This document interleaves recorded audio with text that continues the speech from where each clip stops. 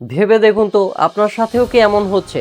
আপনি রাতে বিছানায় শুয়ে পড়েছেন, কিন্তু ব্রেইন যেন কিছুতেই থামতে চাচ্ছে না। কেন আমাদের সাথে এমন হয় যে আমাদের মাথায় বারবার একই চিন্তা ঘুরতে থাকে? কেন আমরা কোনো কিছু নিয়ে খুব বেশি ক্রিটিক্যাল অ্যানালাইসিস করে ফেলি, আর কেনই বা শেষে আবার নিজেরাই কনফিউজড আর বিরক্ত হয়ে পড়ি? আর এত কিছুর পরেও এই ওভার থিঙ্কিং যেন মাথা থেকে কিছুতেই বের হতে চায় না। ফলস্বরূপ আপনি রাতে ঘুমাতে চাইলেও ঘুম আসতেই চায় না।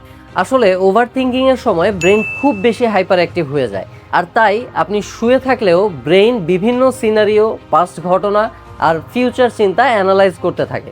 এতে স্ট্রেস হরমোন কর্টিসল বেড়ে যায় আর বডি শান্ত হতে পারে না। As a result brain proper slip মোডে সুইচ করতে পারে না, তাই ঘুম দেরিতে আসে বা বারবার ভেঙে যায়। তাই ঘুমের আগে ডিপ ব্রিদিং এক্সারসাইজ প্র্যাকটিস করুন, কিছুক্ষণ বই পড়ুন, স্ক্রিন টাইম কমান, রুমের আলো কমিয়ে দিন, আর সম্ভব হলে নিজের থটসগুলো লিখে ফেলুন। এতে ব্রেন কাম ডাউন হবে আর স্লিপ সাইকেলও ন্যাচারালি ইমপ্রুভ করবে। ভিডিওটা সেভ করে রাখুন আর শেয়ার করুন এমন কারোর সাথে যে ওভার থিঙ্কিংয়ের কারণে রাতে ঘুম না আসার সমস্যায় ভুগছে।